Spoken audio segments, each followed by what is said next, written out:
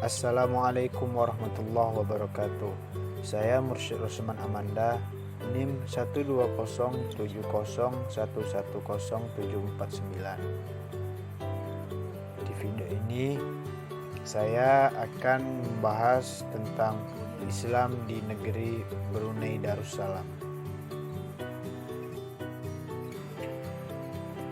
Brunei Darussalam adalah negara berdaulat di Asia Tenggara yang terletak di pantai utara Pulau Kalimantan.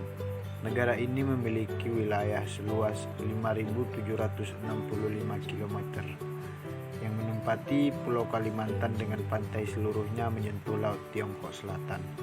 Wilayahnya dipisahkan ke dalam dua negara bagian di Malaysia, yaitu Sarawak dan Sabah. Brunei Darussalam, ibu kotanya ialah Bandar Seri Begawan. Sementara itu, Forbes menempatkan Brunei sebagai negara terkaya kelima dari 182 negara karena memiliki ladang minyak bumi dan gas alam yang luas. Selain itu, Brunei juga terkenal dengan kemakmurannya dan ketegasan dalam melaksanakan syariat Islam, baik dalam bidang pemerintahan maupun kehidupan bermasyarakat. Pada tahun 2020, tercatat bahwa Brunei memiliki penduduk sebanyak 460.345 jiwa. Brunei Darussalam merupakan negara yang mayoritas penduduknya Muslim, karena terlihat lebih konservatif dibandingkan Malaysia dan Indonesia. Penjualan dan penggunaan alkohol diharamkan. Terutama Mufti Brunei juga memfatwakan pengharaman rokok pada tahun 2011.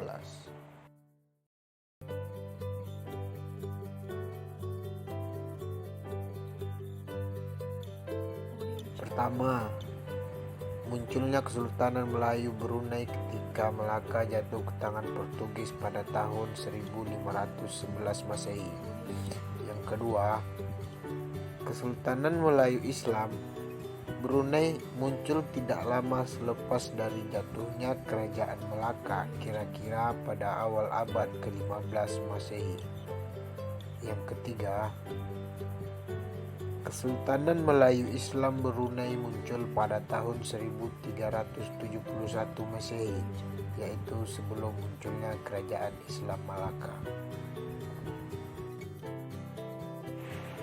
Islam datang di Brunei pada tahun 977 melalui jalur timur Asia Tenggara oleh pedagang-pedagang dari negeri Cina. Catatan bersejarah yang membuktikan penyebaran Islam di Brunei adalah batu Tarsila. Catatan pada batu ini menggunakan bahasa Melayu dan huruf Arab. Dengan penemuan itu membuktikan adanya pedagang Arab yang datang ke Brunei dan sekitar Borneo untuk menyebarkan dakwah Islam.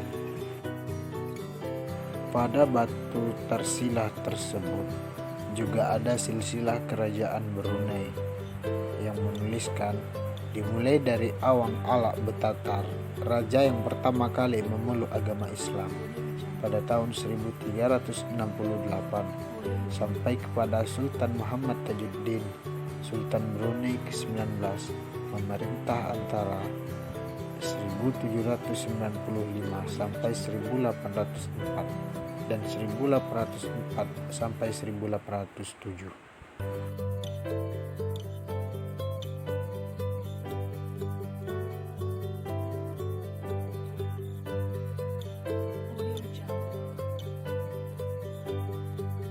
Pada tahun 1839, James Brooke dari Inggris datang ke Sarawak dan menjadi raja di sana serta menyerang Brunei, sehingga Brunei kehilangan kekuasaannya atas Sarawak. Sebagai balasan, ia dilantik menjadi gubernur dan kemudian menjadi Raja Sarawak di barat laut Borneo sebelum meluaskan kawasan di bawah pemerintahannya. Pada tanggal 19 Desember 1846, Pulau Labuan dan sekitarnya diserahkan kepada James Brooke. Sedikit demi sedikit wilayah Brunei jatuh ke tangan Inggris melalui perusahaan-perusahaan dagang dan pemerintahnya sampai wilayah Brunei kelak berdiri sendiri di bawah protektorat Inggris sampai tahun 1984. Pada tanggal 4 Januari 1979, Brunei dan Britania Raya telah menandatangani perjanjian kerjasama dan persahabatan. Perjanjian tersebut berisi 6 pasal. Akhirnya, setelah 96 tahun di bawah pemerintahan Inggris, Brunei resmi menjadi negara merdeka di bawah Sultan Hassanal Bolkiah. Pada 1 Januari 1984, Brunei Darussalam telah berhasil mencapai kemerdekaan sepenuhnya.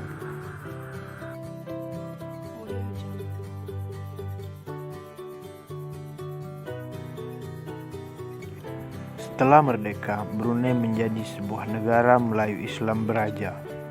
Diartikan dengan negara Melayu yang mengamalkan nilai-nilai tradisi atau kebudayaan Melayu yang memiliki unsur-unsur kebaikan dan menguntungkan. Islam diartikan sebagai suatu kepercayaan yang negara yang bermazhab Ahlus Sunnah wal Jamaah sesuai dengan konstitusi dan cita-cita kemerdekaannya. Baraja adalah suatu sistem tradisi Melayu yang telah lama ada.